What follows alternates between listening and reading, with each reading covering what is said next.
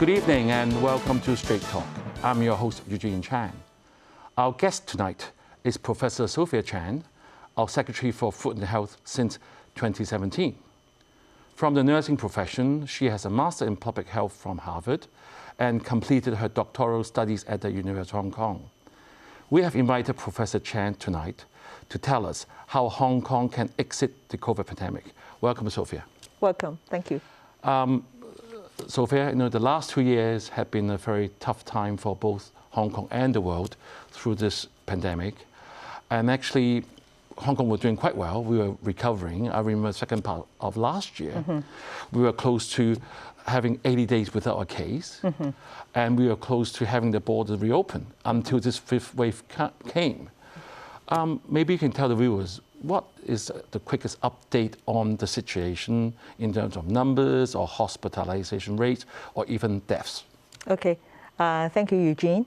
First of all, I think really we have been had quite a stable time, before the fifth wave, and we have been preparing for the fifth wave because from the overseas experience, we know Omicron, this mutant strain, have a very high transmissibility. So we know, it will come. So obviously now we are in a very severe situation, and we are really trying our best to fight the virus, through a very, very timely, measures. So time is of the essence because we have to be running as fast as the Omicron. Right. So this is the situation, yes. And a number of confirmed cases, as you might know, from the media, it has been increasing, both the number of confirmed cases as well as the number of unlinked cases. And our sewage study also showed that it has spread to many parts of Hong Kong as well. Right. So we know that there are many silent transmission chains in the community. Sophia, as we've read from the media, we felt that there may be fewer hospitalization cases or those who need ventilation as compared to the previous wave of pandemic. Should we be more lighthearted because of that? I mean, is it because a lot of people say, although the transmissibility is very high, but then it seems like the effect on the human body is not as bad as the last wave? I think as the global situation, learning from global experience and also the vaccination, those places where they have a high vaccination rate, yes, we learned that actually the severity of the symptoms of Omicron related cases are less severe. And from the local data, according to the hospital authority, actually less than 10% of people, require, some form of treatment or, oxygen. And in fact, those who require oxygen and critical cases are those who have not been vaccinated. Right, so vaccination is the key to keep one's healthy enough Absolutely. To fight the virus. Absolutely. As you mentioned, we were, I'm sure, having a close eye on the world stage about this pandemic, and we realized this Omicron was discovered last November in South Africa, and it reached 24 countries within 2 weeks, including the US and the UK. So with that in mind, as you mentioned, you have been preparing for it. What exactly has Hong Kong done to prepare for this? Well, we made a response plan, a preparedness and response plan, whereby we, first of all, obviously is from the prevention of the importation of cases. That is very important. Then, in case, the Omicron has arrived, in the community, that we have to, do all our best in order to prevent its resurgence or prevent its, spread and transmission to the community. So with that, of course, the contact tracing, the, high level of testing, as well as having enough quarantine, as well as isolation facilities, to house, people is key. And finally, of course, is the social distancing measures, because one of the very important things is to cut people's flow, in terms of preventing is transmission, given Omicron has a very, very high, transmissibility. Right, Sophia, so far we have hundreds and hundreds of cases, as you see from the last few days. Has it been within your expectation? Is it better or worse than you thought? Well, I think, before I think before the new year, we have already warned people that there will, if Omicron, come to Hong Kong, then, in the past experience of other countries, it will have exponential increase because of its fast transmissibility. So to a certain extent, we expect this. And that's why we have also prepared in our preparedness plan.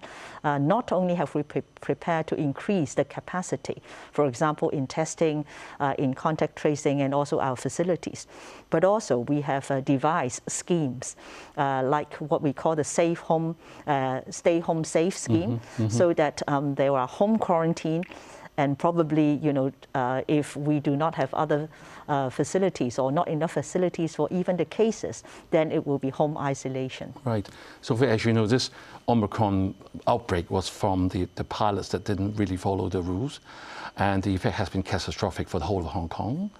And I remembered on the 12th of January in the Legislative Council first Q&A session with the Chief Executive, one of our legislators, Rebecca Chan Hoyan, was commented that the SAR government is not doing a good enough job. And our CE has responded by saying that we've done very well because the deaths that incurred over this pandemic was only 28 out of 1 million, which is like 4% of the average.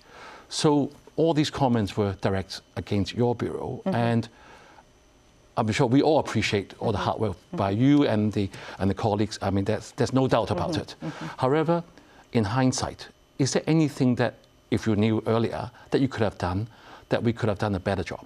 Well, I think we have been doing well with our effective measures, because all our measures that we have now rolled out has been effective, and it has been shown to be effective in the past waves, first of all. Secondly, I think if you remember, last November, there is a team of mainland experts that came to Hong Kong to look at our measures and also all the epidemic control that Hong Kong is doing.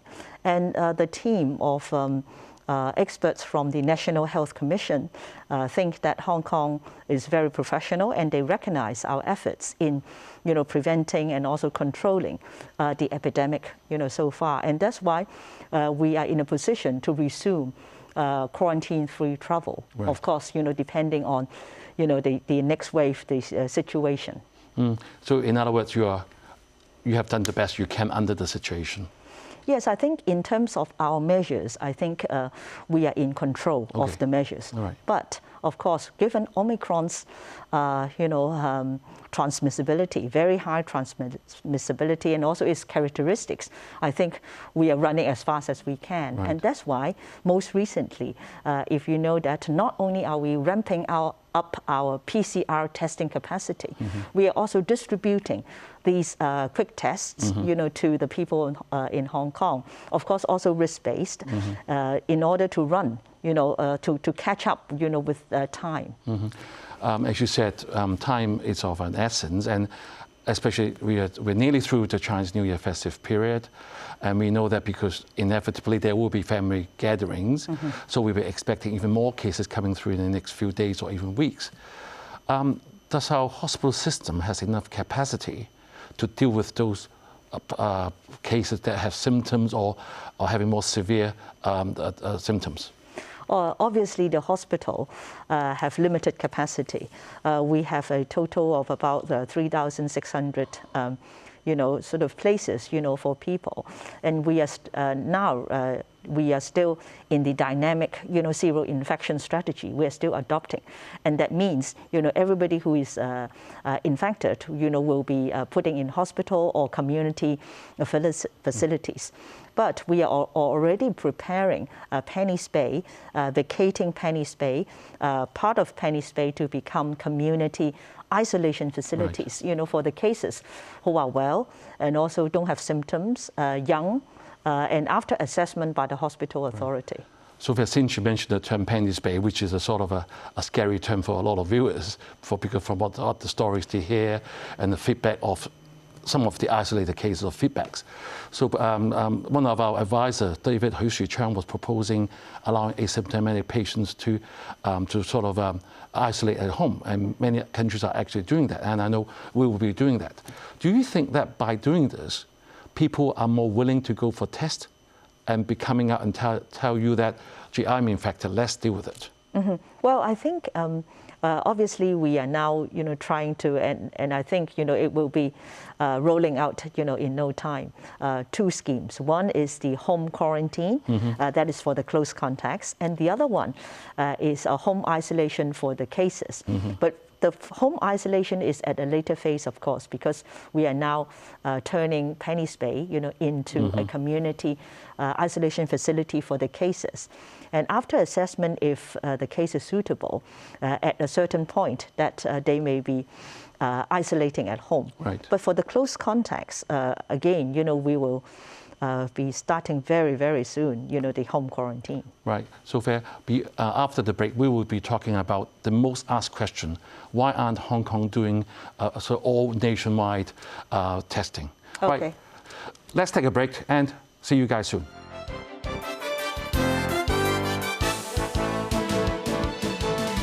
Welcome back. We have been talking to Professor Sophia Chan. She has given us an update on our current situation and the importance of vaccination.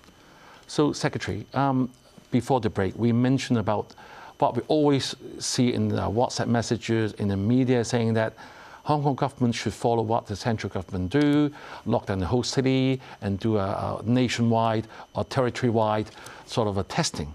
And I'm sure you have your rationale for doing what we're doing now. Maybe it's a good opportunity to let the viewers know so that they know that we are doing the best to fight this pandemic. Yes, of course. Testing is a key intervention, in the controlling the epidemic, and also trying to find the cases, early detection and early isolation and early treatment. So I think, this is the same principle in all testing. Well, the scope of testing in Hong Kong, we try to be as targeted as possible because we think this is the most effective with the resources that we have. But then the scope, we have been expanding the scope in various forms. On the one hand, we are doing these restriction testing declaration, that is restricting movement of people, in a building or, even in an area whereby after testing, they can't leave the place before, the testing results. From a 1 day to a multi-day, what we call RTD. We are also issuing compulsory testing notices whereby, people can go to our community testing stations and also mobile testing stations for testing. I mean, you have been seeing, all over Hong Kong, people are doing all that. So this is actually quite universal in terms of the testing. We have also been testing a district, for example, in Tuen Mun. So the whole Tuen Mun, we asked people to come out for testing, and we have tested, I think, over, 300,000, in Tuen Mun, for example. Right. Sophia, sorry to interrupt you. I'm sure people are going to say because Hong Kong has its own characteristics, that's the reason why we are not following what the mainland does. How do you respond to that statement? Well, I think we have been in very close contact with the mainland. And as I've said, last November, the mainland team has came to Hong Kong. And we have presented, and they have gone through many of our facilities and our control measures. And obviously have a very good discussion, and we sort of updated, some of our, taking that advice, updated, some of our measures. And I think they are happy, with our measures in Hong Kong. That is targeted and also effective so far. So, Secretary, I want to relay some of the views I received on the street, that and even in the makeup room, that many people are feeling this anti-pandemic work has been like a marathon. However, we're starting to run out of steam, energy, and resources, and it has been a big blow to our psychologically because of this Omicron. You see the restaurants are closing, the businesses are down, international travelers cannot come to Hong Kong. It's very frustrating, especially we see all this opening hours, distancing rule, doing all that. There's no restaurant after 6 o'clock. Maybe you can tell us what are the factors you're considering before I mean, the government imposes such measures to help the pandemic? What are the factors? Why are we closing after 6? Why can't we close after 12 and then start from 5, for example? Well, first of all, we should start from our strategy. We are the dynamic, zero infection strategy. That is the same as the mainland strategy. Secondly, with this strategy, we must, one, prevent importation of cases, and two, prevent the resurgence of cases, in the community. But with Omicron, this is very, very challenging. And that's why social distancing, as you have mentioned earlier, that, we are now having no dine-in, after 6 o'clock. That is one of our very stringent social distancing measures. Of course, that doesn't mean that the virus is resting at 6 o'clock. No. But then with the no dine-in, we want to cut the people flow. So that is very important, because if people continue, to gather, to go out, that would further aggravate, the spreading. And that we have seen, after the Chinese New Year, there are so many family clusters that we have identified as confirmed cases in all parts of Hong Kong. Right. Sophia, let's move on to another rate that we always listen to is the vaccination rate. Happy to read that it's going to be 80% now for the first shot.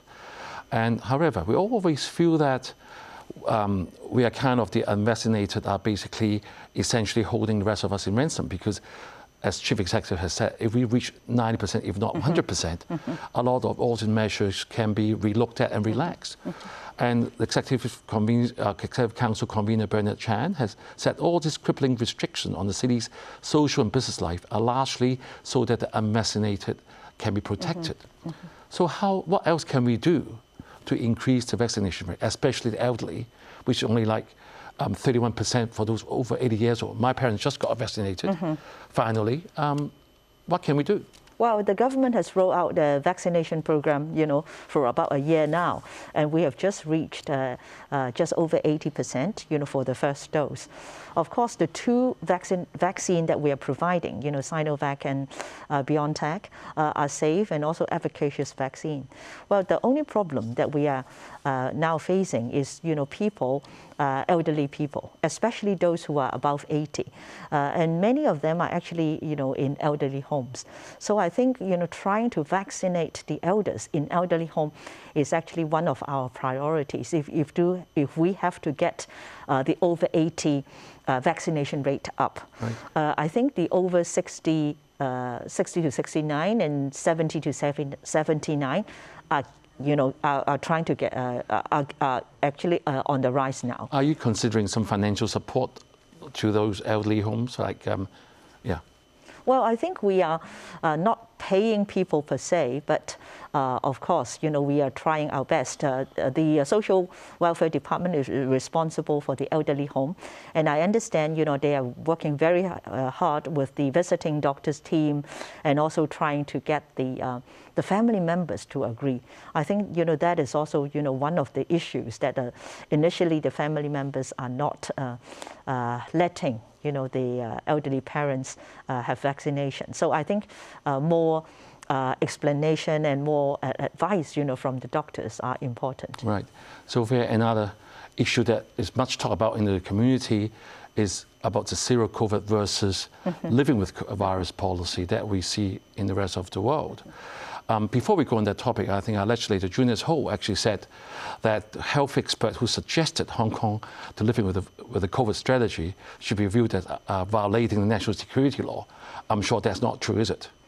We have already clarified, from a press release earlier that that is not the case. Right. So we can freely discuss, but then we have to understand the background of why we're having this zero COVID or just a dynamic zero infection policy. What exactly does that mean, dynamic zero infection policy? I think for dynamic zero policy, it doesn't mean that it is an absolute zero. But then once there are cases that we have to act very fast, very swift in terms of, trying to curb the epidemic. And of course, not only having prevention and control measures, but also have necessary clinical treatment, for people in the hospital. So that is the dynamic zero. That is, we need to sort of have our effective strategy in order to curb epidemic. But it will from time to time, there may be sporadic cases or cases in different parts, of the world. Right. So over the New Year holiday, I had a call with my relatives over in the UK, and they said to me, the kind of attitude now is to pretend COVID doesn't exist anymore, and Denmark has just lifted all his restrictions. So will Hong Kong be sidelined? I mean, we can get to dynamic zero infection policy, but we can't be close to the rest of the world. What's going to happen? I've heard that some of the banks are thinking of relocating their staff, and international business is very difficult to do it because people have to come in for 3 weeks before they can meet their counterparts. So what will happen? Well, I think we continue to stay with the dynamic zero infection strategy. That's number one. And number two, we think it is very important for us to first open up with our motherland and to resume quarantine travel, quarantine-free travel, with our motherland. I mean, we are about, to start that where they came to Hong Kong, they recognize our efforts, and we are in a position to do that. And we actually started the preparation in how to resume that travel. But of course, the fifth wave came, and we have to curb the fifth wave first. Right. So in the last part of the show, let's tell us about the vaccine pass, used to call the vaccine bubble. How is it going to apply? Is it going to apply to events or even to public transport, even shopping centers? Will that happen one day? Well, I think the vaccine pass is something that can boost, vaccination and also, keeping people safe. So it is going to roll out, at different times. But by the 24th of February, it will be rolled out altogether. Obviously, in most of the indoor premises, but there are other premises that, like schools, that is not a CAP 599 premises, but it will be roll out as well, and many of the government buildings, for example. So many of the places that people would require access would have to show that they have been vaccinated before entry. Right. So last question: when do you think all this will end? Well, this is a very challenging question. Right. I think at this point we will be doing our best to curb the epidemic so that the pandemic would be ending not only for Hong Kong, but I think most important is for the rest of the world. Thank you, Sophia, for detailing our government strategy on how Hong Kong will exit the pandemic, and also reminding us that for this to work, we really need to play our part and get vaccinated. Thank you for watching, and good night.